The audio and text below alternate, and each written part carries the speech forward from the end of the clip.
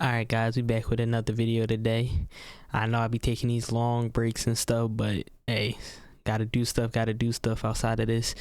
But yeah, so today we're gonna be reacting to a Frank video. Never reacted to one of his videos before. I seen other people react to it, but yeah, let's just get into it. This episode sponsored by Brilliant. I hope it's not nasty. So I'll be seeing some other people talk about it. The bizarre and wondrous landscape of a coral. Jerry, why is the fish in the shot? It doesn't bother you? All right.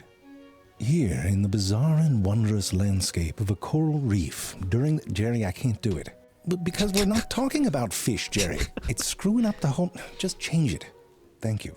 During the nights following a full moon, things get dirty. It's quite beautiful. Almost looks like a snow globe. But, you know, instead of snow, it's ejaculate. This is the beginning of a mass spawning. In near-perfect synchrony, corals release their baby-making bits into the water. With some corals, it's a geyser of sperm, while many others release these bundles of sperm and egg together. That nasty, bro. Why look like that? Like These bundles are like the pornographic version of a Tide Pod, designed to break apart as they reach the surface of the water. This is the beginning of life. Jerry, why would you show the fish eating it? It's the opposite of life. This is the beginning of life. Resting on the surface, eggs and sperm have an easier time finding a suitable match. And when they do, it's time to make a baby.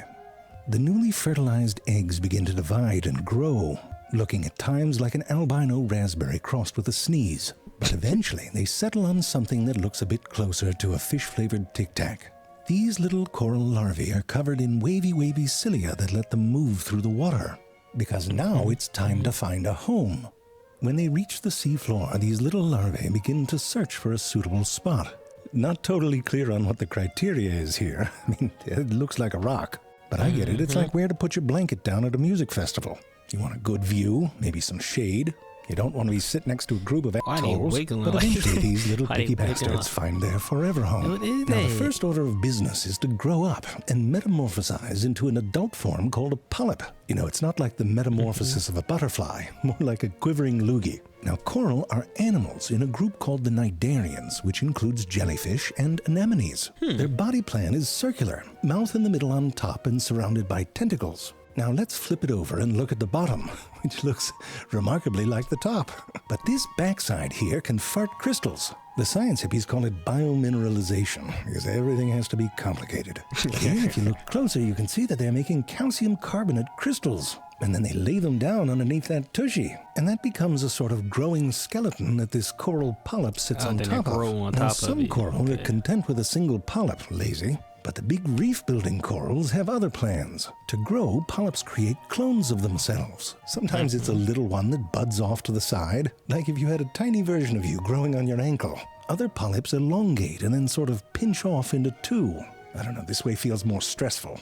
Anyway, how and where these new clones form determines the shape of the growing coral. Each one of those tentacled polyps is an individual animal, but they all remain connected by a sort of skin between them. So the living part of coral is just this thin layer over top this skeleton they're growing, like if you draped a floral patterned blanket over a rock. I mean, I'll tell you what, you better like yourself. You're surrounded by a whole bunch of constantly finishing each other's sentences, and forget about an argument. Come up with a good insult and it ricochets right back.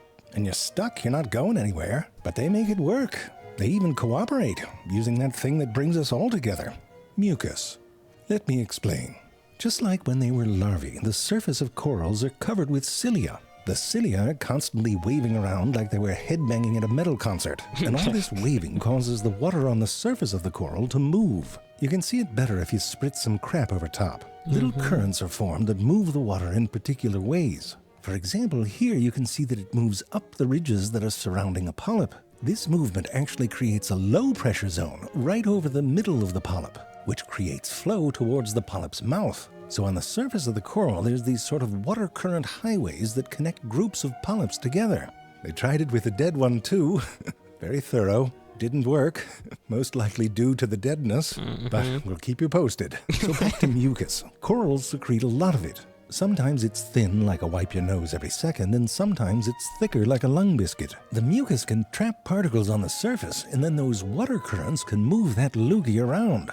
And this sort of thing comes in handy, like if you get covered by sediment. Don't you worry, mucus can take care of that in a jiffy. You can even use this trick to bring mucousy water to parts of the coral that are at risk of drying out. But as is the case when you're dealing with boogers, some will eventually wind up in the mouth. Oh, stop, you've done it too. But for coral, it's actually a legitimate technique. You'll see. Brilliant.org is a great way to learn. Listen, you try reading a paper on the fluid dynamics of mucus. You know, that's my Tuesday. And I'll tell you then, check them out today. Where were we? Oh, right. Polyps will use mucus sort of like a net, catching little creatures that are floating around, and then they pull it back into their mouth hole. Oh, so they use it to feed. Okay. Oh. Catch their food. This mucus trick really works. You can try it. Go to a restaurant and sneeze on something, they give it to you. Same but different. Now you can imagine with all those food-filled strings of mucus around, there might be some healthy competition between those mouth holes. Maybe my favorite is Diaceras fragilis, which has multiple mouths in a single polyp. And look at this, they get all grabby with each other, even though the food's going to the same place. I know. It's like that scene from Lady and the Tramp, except here they're sucking on two ends of a loogie.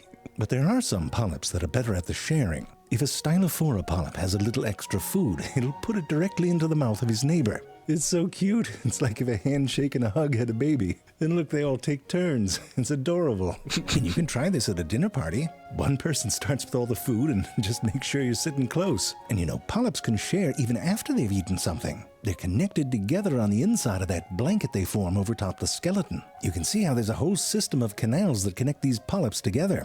So food that goes into the mouth of one polyp can find its way to another. Now, tiny things trapped in mucus isn't the only thing on the menu. If they're in the mood for something a bit bigger, they can use these little stinger harpoons that they have inside their tentacles. These cells have a tube inside that's wound up like a spring, and there's a little dart on the end that can deliver venom. Something touches it, the whole thing goes off. And the tips are often barbed so they can hold on to stuff, like these very unfortunate jellyfish that the polyps ganged up on. I'll tell you, I would very much not like to die like this. Getting pulled into a bunch of tiny mouths and being digested by noodles. Oh, I didn't tell you about the noodles. Here, look into this polyp's mouth. You can see a whole bunch of spaghetti. Those are called mesenterial filaments, and they sort of hang down inside the polyp. But these noodles like to come out and play. Sometimes it's out the mouth, and other times they're poking through little holes in the skin. They're part of the coral's digestive system, and they secrete enzymes which can break down food into something that the coral can absorb. But corals use these filaments for all sorts of things. They use them to clean and disinfect their wounds. They'll wipe themselves down once in a while. It's like if you puked out your intestines and used them like a mop. So and of course, because it's nature, they use them to beat the eat the out of each other. You know, they're competing for resources out on that reef. So they eat and each if things other? get too cozy, it's like a food fight in the kitchen of an Italian restaurant. I mean, it doesn't really look like it would hurt, more like tickle. But what they're doing is stinging and trying to digest each other. Whoa there, that one just got pushy. Anyway, that's what I meant when I said they digest with noodles. For many coral, though, the food they rely on doesn't enter their mouth hole at all. I'm not implying there's another hole. It doesn't go through any hole. Instead, they have a sort of arrangement with another organism.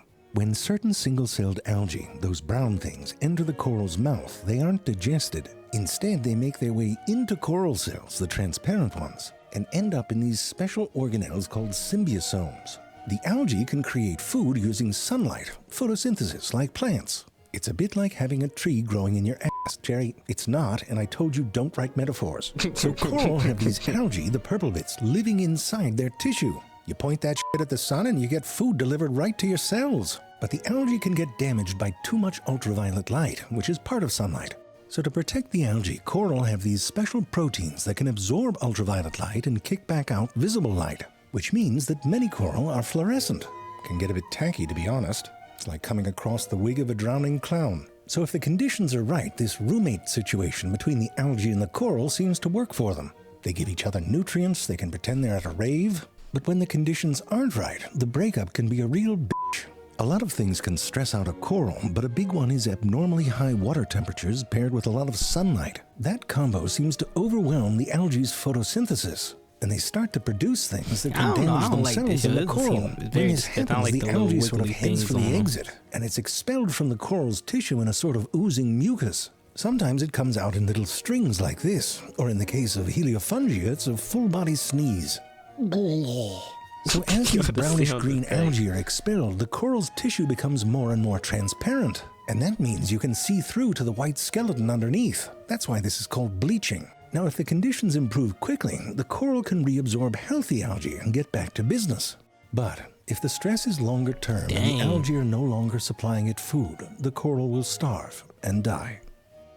It's pretty depressing, isn't it, Jerry? It's dead.